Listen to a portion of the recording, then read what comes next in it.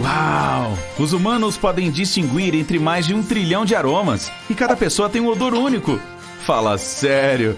Brincadeira! Mas você já se perguntou como isso é possível? Bem, vamos farejar e descobrir. Imagine que você está comendo um biscoito recém-assado. Ele não somente cheira bem, tem também um gosto delicioso. À medida que se desmancha na boca, começa a liberar pequenas moléculas que passam pela parte de trás da garganta, enquanto algumas delas chegam ao nariz. Agora, imagine-se entrando em uma sala com uma vela de essência de baunilha. Você identifica o cheiro almiscarado por meio de um processo chamado difusão. Moléculas de ar e odor se espalham livremente em todas as direções até chegarem ao seu nariz. Vou me encolher até ficar do tamanho de uma molécula de odor e mostrarei como funciona. Enquanto você respira fundo, vou entrar pelo seu nariz, que é o primeiro órgão do seu sistema respiratório. Cuidado para não tropeçar na meleca. Consegue ver aqueles pelinhos grossos dentro de suas narinas? Eles agem como guardas de segurança e são tão grossos quanto os da sua cabeça. A função deles é impedir que entrem poeira, detritos, germes e outras partículas em seus pulmões. Essa coisa brilhosa na ponta dos pelos é muco. Não é meleca. Sim, é sim. E prende as partículas indesejáveis que aparecem ali. E também mantém a superfície do nariz única, pois a pele ali é muito sensível e precisa de hidratação constante. Cuidado! Às vezes tenho que me esquivar dessas coisas grandes e carnudas que invadem aqui de vez em quando. Mas não se preocupe, esses dedos estão interessados apenas em caçar as melecas. Mais adiante, existem alguns pelos minúsculos chamados de cílios, mas você só pode vê-los através de um microscópio. Eles são outro mecanismo de defesa do seu organismo e também estão nos ouvidos e em outras partes do corpo. Quando visitantes indesejáveis ficam presos, os cílios se movem para frente e para trás para empurrar o muco para fora do caminho. Eles o enviam para a parte de trás da garganta ou para a frente do nariz. Finalmente temos um pouco de espaço. Essa área é enorme, a cavidade nasal. Ela vai até a parte superior de sua garganta. Sua função é filtrar, hidratar e aquecer o ar que você inspira. Consegue ver aquelas 3 peças estendidas na parede da sua cavidade nasal, que parecem pequenos cachorros quentes? São os cornetos, e você tem 3 em cada narina. O primeiro deles encontra o ar externo. As moléculas de oxigênio irão descer pelo escorregador que leva aos seus pulmões, mas estamos indo para o outro lado. Algumas moléculas de odor vão para os pulmões também, mas saem imediatamente quando você expira. Olhe para aquela fina camada de muco. É para lá que estamos indo. Logo abaixo você tem mais alguns cílios, e em seguida há o epitélio olfatório. Trata-se de um tecido muito especial, colocado no teto da cavidade nasal. Imagine como um bloco de esponjas moles e macias que contém muitas coisas importantes, como os detectores de cheiro que chegam ao seu cérebro. Veja, existem algumas coisas minúsculas se ramificando como pequenas raízes de plantas. São os dendritos, extensões de suas células nervosas. Você tem cerca de 8 milhões de neurônios em cada narina. Vamos nos espremer para passar e ver o que está acontecendo mais adiante. Chegamos! Esses pequenos redondinhos, que parecem pequenos caroços de cereja, são os seus receptores olfativos. E eles são apoiados por outras células, como se fosse um monte de almofadas colocadas entre esferas de vidro para mantê-las no lugar. Vou me encolher ainda mais e acordar um desses receptores olfativos. Aqui. Cada um deles é sensível a um grupo de cheiros. Vou me juntar a um que seja sensível ao meu, assim como uma peça de quebra-cabeça, encaixando no lugar. No momento em que a célula receptora me pega, ela gera uma série de eventos. O receptor agora está disparando um sinal elétrico por meio de um tubo fino chamado axônio. Vamos segui-lo e ver para onde ele vai. Agora estamos passando por um tecido conjuntivo que possui glândulas olfativas. Elas são responsáveis por produzir o muco do seu nariz, que acabamos de atravessar. Toc, toc! Parece uma cascadura, que é chamada de placa cribriforme e separa o cérebro da cavidade nasal. Ela tem pequenos orifícios para permitir que os nervos que captam os odores passem. À medida que avançamos, os nervos começam a se conectar em feixes, passando apertado por um dos orifícios da placa. Vemos vários deles entrando. Uau! Olha isso! Esses feixes de nervos se conectam a uma pequena bola. Esse é o glomérulo, que recebeu a informação das pequenas células receptoras e irá processá-la depois.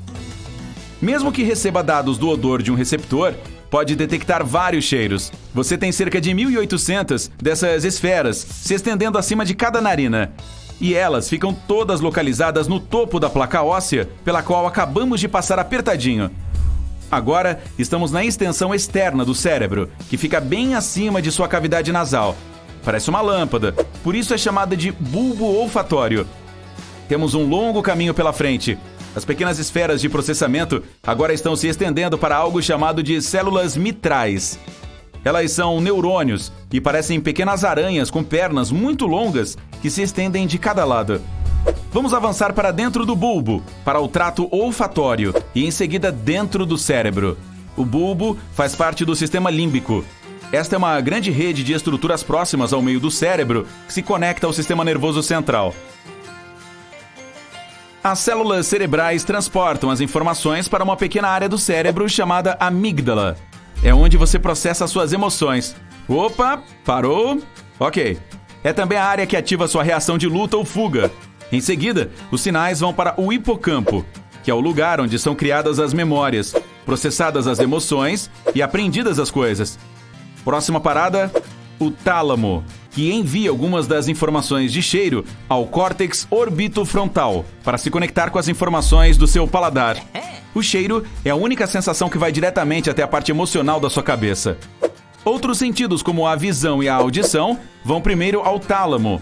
Ele atua como um centro de retransmissão no meio do hemisfério cerebral e envia os dados para outras regiões do cérebro. Mas nosso olfato funciona de maneiras misteriosas. Quando você não come há algum tempo, seu corpo produz um hormônio chamado grelina, que manda um sinal ao cérebro. Você precisa de energia, amigo. Não consigo encontrar nada no seu estômago. Ele responde deixando você com fome. O mesmo hormônio liga alguns receptores que ativam o pequeno bulbo olfativo pelo qual passamos antes. Ele aguça o olfato para aumentar suas chances de encontrar comida. Agora, imagine que você está em uma loja e alguém borrifa um pouco de perfume em um pedaço de papel. Você se inclina para cheirar e fecha os olhos. Essa sensação funciona como um processo de eliminação, onde um de seus sentidos é removido para intensificar os outros. É como quando as pessoas desligam o rádio em seus carros quando estão perdidas ou tentando se concentrar. Quando você fica resfriado, perde o olfato. Isso se chama anosmia, ou cegueira do olfato. E como o topo da garganta se conecta ao nariz, quando você mastiga, os aromas das comidas são liberados e ativam os receptores de cheiro. Com o nariz entupido, as moléculas de cheiro da comida não conseguem alcançar as células sensoriais. Elas não chegam ao tálamo para se conectar ao seu paladar. É por isso que tudo parece sem gosto. Todo mundo sente cheiros usando diferentes receptores. E alguns cientistas acreditam que cada indivíduo tem pelo menos um odor que não consegue detectar. Pode ser baunilha, alho, mentol, café ou até mesmo certos tipos de frutas. Você já cheirou algumas pimentas picantes que o fizeram tossir?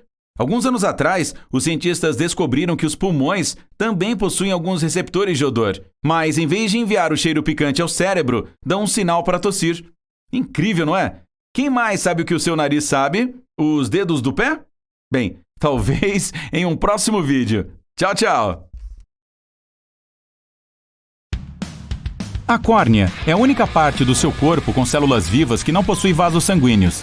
Ela recebe nutrientes e oxigênio diretamente do fluido de lágrima que fica na parte externa do olho, daquela substância aquosa e espessa que preenche a câmara anterior e posterior do olho, e também das fibras nervosas que estão conectadas à córnea. É por isso que as lentes de contato costumavam ser um problemão. As antigas reduziam o fornecimento de oxigênio, já que a córnea recebe a maior parte desse gás do meio externo. Esse problema foi resolvido, ou pelo menos reduzido, quando as lentes de silicone e hidrogel chegaram ao mercado. As outras partes de seu corpo que não têm vasos sanguíneos são as unhas, cabelos, camadas externas da pele e esmalte dental. Você já percebeu que seu suor às vezes fica com cheiro de cebola após o treino? Mas não há nada com que se preocupar. Existem dois tipos de glândulas sudoríparas em sua pele. O primeiro fica localizado em certas regiões do corpo, como na virilha e nas axilas. Essas glândulas produzem um fluido oleoso específico, que é responsável por certas experiências emocionais. O outro tipo é bem mais comum são glândulas distribuídas por todo o corpo e responsáveis pelo suor que temos após uma atividade física intensa. Esse suor resfria o seu corpo à medida que vai evaporando. Ele é composto por 99% de água, então é praticamente inodoro. Bem, pelo menos quando sai dos poros e chega à superfície da pele humana. Mas há muitos tipos de bactéria nela, que se alimentam dos nutrientes desse suor, junto com as escamas cutâneas. Um dos subprodutos disso são substâncias químicas específicas, e o cheiro delas, às vezes, é tão forte que parece cebola. Você já deve ter notado que produz mais saliva quando está correndo, principalmente se for uma corridinha rápida em um dia frio. Mas se estiver em uma maratona e o dia estiver ensolarado e quente, produzirá menos saliva. É o seu corpo tentando compensar o efeito de secura, já que você estará respirando muito mais pela boca. Em corridas mais longas, ele fica mais desidratado, então é por isso que tenta conservar água, reduzindo a produção de saliva. Não importa a intensidade, a cada treino que você faz, secreta mais quantidade de um tipo específico de proteína. Ela torna a saliva mais viscosa e pegajosa. Então, é por isso que você tem a sensação de que sua boca está muito mais seca depois do treino. Os humanos enxergam tudo com 15 segundos de atraso, o que significa que seu cérebro está sempre mantendo você um pouquinho no passado. Dessa forma, ele ajuda a estabilizar a visão do mundo ao seu redor. Seus olhos recebem uma quantidade gigante de informações visuais. Sim, milhões de cores, formatos e movimentos em constante transformação, para onde quer que olhe. O mundo visual muda o tempo todo por causa das mudanças de ângulo, luz e de outros fatores externos. Sua percepção visual muda, pois você precisa piscar. Além do mais, sua cabeça, olhos e corpo inteiro estão sempre em algum tipo de movimento. Seu cérebro teve que estabelecer um mecanismo que possibilita criar uma estabilidade ilusória. Ele suaviza sua percepção visual sem analisar cada detalhezinho do que você vê. É como uma máquina do tempo. Você percebe uma média das coisas que viu nos últimos 15 segundos em qualquer momento. O cérebro junta objetos, então eles parecem ser mais parecidos uns com os outros. É por isso que ele o engana, o fazendo acreditar que está em um ambiente estável.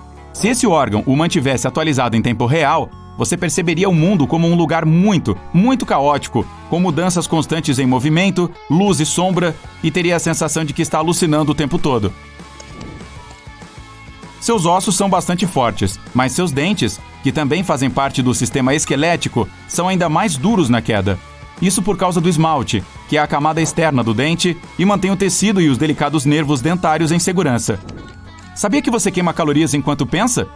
Quando descansa e não participa de nenhuma atividade fora do básico, que inclui a digestão, respiração e manter o corpo aquecido, seu cérebro só usa 20 a 25% da energia total do seu corpo.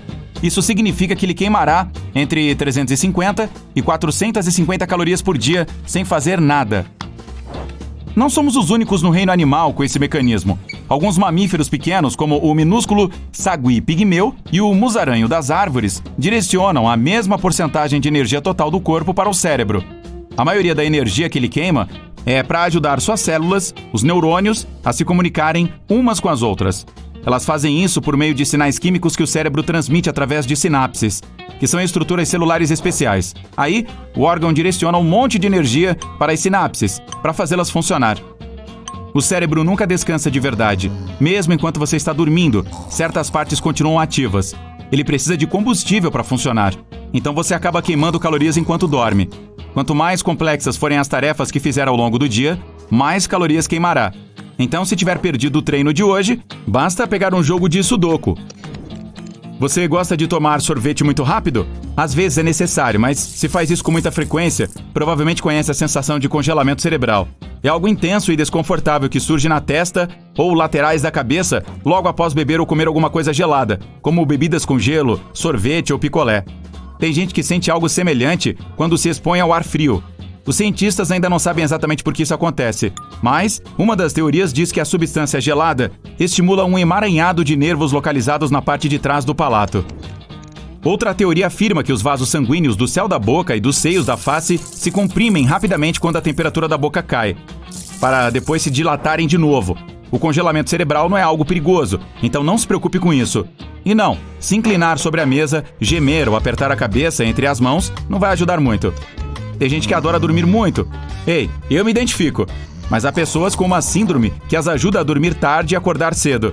Elas são imunes à privação de sono. Cerca de 1% da população tem isso. Mesmo com poucas horas de sono, esses indivíduos se sentem ótimos depois. 6 horas de sono por noite é mais que suficiente para eles. Essa quantidade traz duras consequências para a maioria das pessoas após algumas noites. Normalmente, o olho humano possui 3 cones. Isso significa que conseguimos reconhecer aproximadamente 1 milhão de tons diferentes nos espectros de verde, vermelho e azul. Mas há algumas pessoas com uma condição rara, chamadas de tetracromatas, que têm 4 cones nos olhos. Isso lhes permite enxergar tons ultravioletas, o que significa que são capazes de distinguir 100 milhões de cores. Sabia que seu esqueleto é todo molhado? Quer dizer, seu corpo inteiro é composto em sua maioria por água, até 60%. Esse fluido não está só dentro de seus órgãos, músculos e pele, mas também dos ossos. Sua massa óssea é composta por quase 1/3 de água. Há uma rede incrível escondida dentro do corpo humano. Os vasos sanguíneos são super pequenos, mas se fosse possível enfileirar todos, isso daria um fio gigante. Seu corpo inteiro tem uma rede de mais de 96 mil quilômetros de vasos sanguíneos. Uma das formas de manter uma rede saudável é comendo coisas saudáveis. Você já se perguntou por que nossos parentes distantes, os primatas, são tão mais fortes do que nós? Nossos corpos são bastante parecidos em vários aspectos. Veja a estrutura muscular dos chimpanzés, por exemplo. Mas nossos parentes primatas mais próximos são cerca de 1,35 vezes mais fortes que nós. O corpo humano desenvolveu mais fibras de contração lenta, comparado ao resto dos primatas.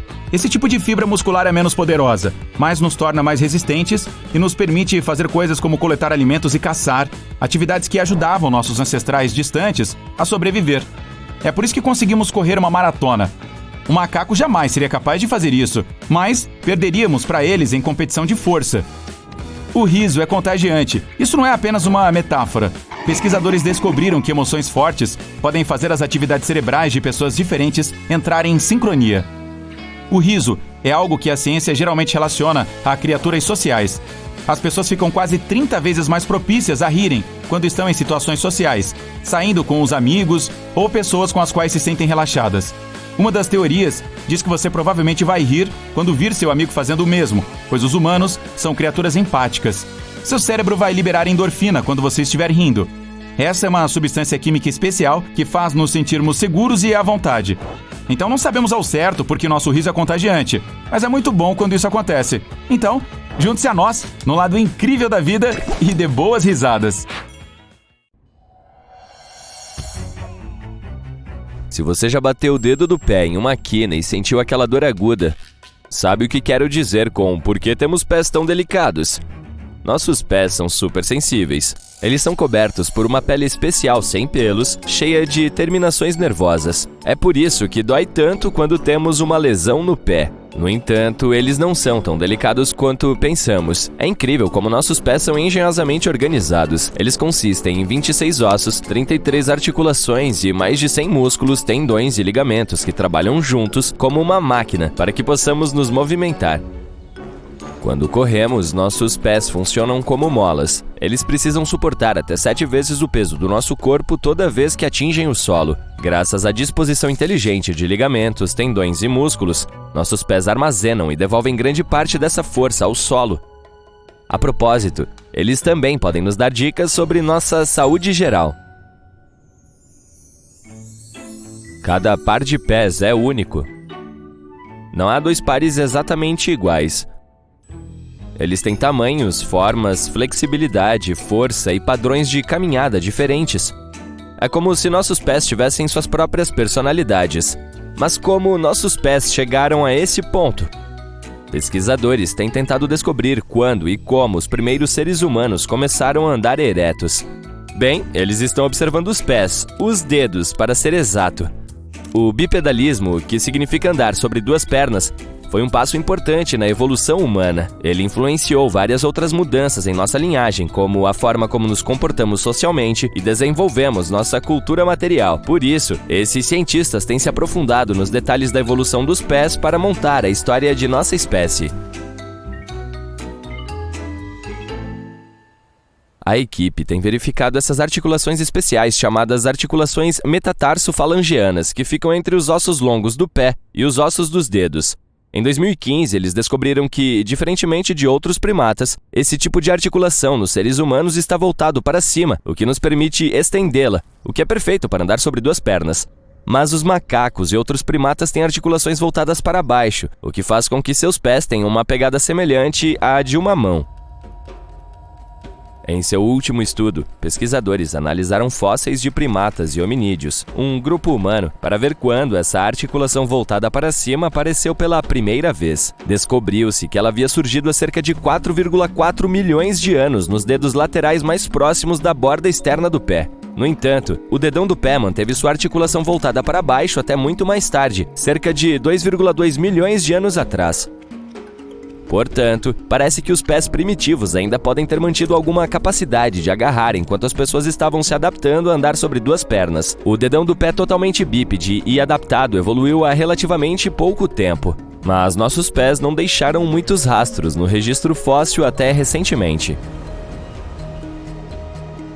Isso é frustrante porque entender como nossos pés evoluíram é crucial para desvendar a história da evolução humana, especialmente quando se trata de andar sobre duas pernas. Nosso pé humano moderno evoluiu separadamente para atender a diferentes necessidades. O pé do chimpanzé é mais flexível, adequado para subir em árvores, enquanto o pé humano é mais rígido, perfeito para a caminhada bípede.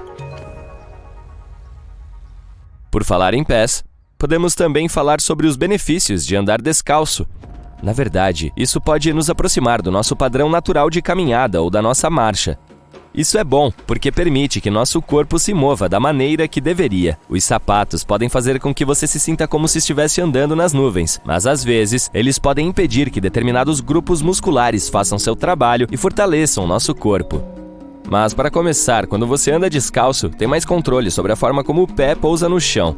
Isso ajuda no equilíbrio, na consciência corporal e até mesmo no alívio da dor. Além disso, pode melhorar a mecânica dos pés, o que pode afetar positivamente os quadris e os joelhos. Ele mantém as articulações do pé e do tornozelo flexíveis e fortes, graças à amplitude de movimento adequada e à estabilidade muscular.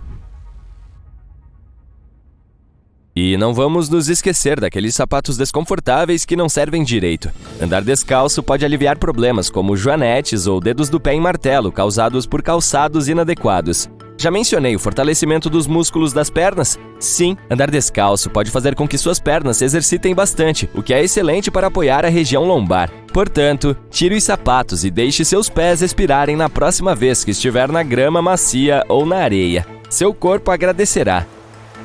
Não apenas nossos pés evoluíram com o tempo, nossos ancestrais também tinham cérebros maiores. Isso significa que nossos cérebros encolheram. Os pesquisadores analisaram fósseis cranianos e descobriram que nossos cérebros começaram a diminuir de tamanho há cerca de 3.000 anos. A agricultura entrou em cena há cerca de 10.000 a 5.000 anos. E as civilizações brotaram como cogumelos após uma tempestade. Havia cidades em expansão, maravilhas arquitetônicas e até mesmo uma escrita sofisticada. A relação entre o tamanho do cérebro e o QI não é tão direta quanto parece. Muitos animais têm cérebros que fazem os nossos parecerem burros. Um estudo maciço com milhares de exames cerebrais e testes de QI revelou que o tamanho do cérebro e QI são como dois amigos em uma festa. Às vezes dançam juntos e às vezes vão sozinhos, sem nenhuma correlação estrita. Acontece que algumas sociedades de formigas são como um espelho da nossa, com sua própria versão de agricultura e trabalho em equipe. E as formigas com sociedades maiores têm cérebros maiores, exceto quando entram no trabalho agrícola. Mas os cérebros menores podem ser uma opção mais interessante quando o trabalho em equipe se torna muito complexo. Talvez a invenção da escrita há cerca de 2.000 anos também tenha desempenhado seu papel. É como se fosse o cérebro externo definitivo. Você escreve coisas e pronto, tem ideias na ponta dos dedos. É como se seu cérebro estivesse terceirizando um poder de memória. Aqui está uma coisa recente que você pode querer considerar, sobretudo se for um jogador. Alguns streamers fizeram uma descoberta inesperada depois de passar inúmeras horas usando fones de ouvido. Há um sulco em forma de fone de ouvido no topo de suas cabeças. Vamos falar de ciência antes que todos nós comecemos a imaginar nossos crânios se remodelando como Play-Doh. É altamente improvável que os fones de ouvido estejam envolvidos na remodelagem do crânio. De acordo com especialistas, para remodelar um crânio humano são necessários 135 kg de pressão. Então, o que realmente está acontecendo aqui? O fone de ouvido está apenas dando um empurrãozinho amigável em nossas partes mais macias, causando um amassado temporário que pode ser suavizado. Outro aspecto tem a ver com seu estilo de segurar o telefone. Você usa o dedo mindinho para sustentar o peso do aparelho, formando uma espécie de posição travada? Já se perguntou se essa forma de segurar o telefone pode estar causando alguns problemas para o bem-estar da sua mão? À medida que os smartphones ficam cada vez maiores e melhores, uma coisa engraçada está acontecendo. Cada vez mais pessoas começam a notar esse problema do mindinho do smartphone. Você pode ter notado a formação de um pequeno sulco no seu mindinho por ser um fiel portador do telefone. Vamos esclarecer as coisas de uma vez por todas. Segurar o telefone dessa forma por longos períodos pode realmente trazer alguns problemas. Um problema comum aqui é o dedo em gatilho. Basicamente, dobrar o dedo mínimo para segurar o telefone pode fazer com que ele fique preso em uma posição flexionada, especialmente se você tiver um dedo em gatilho escondido sob a superfície. É como um engarrafamento de dedos mínimos. O tratamento geralmente envolve injeções ou pequenos procedimentos para liberar os emaranhados de tendões. Seu pulso também pode decidir se juntar à dor das mãos. Esse problema causa dormência e formigamento no polegar e em outros dedos. Além disso, quando o cotovelo é flexionado, como quando você segura o telefone no ouvido, ele pode pressionar o nervo ulnar, causando nova dormência e formigamento nos dedos anular e mínimo. É interessante notar que, com exceção de um pequeno músculo chamado arrector pili, nossos dedos não têm músculos. Então, como é que os mexemos? Os músculos de nossos antebraços são como marionetistas que puxam as cordas nos bastidores. Esses maestros musculares iniciam os movimentos dos dedos, e é aqui que a verdadeira mágica acontece.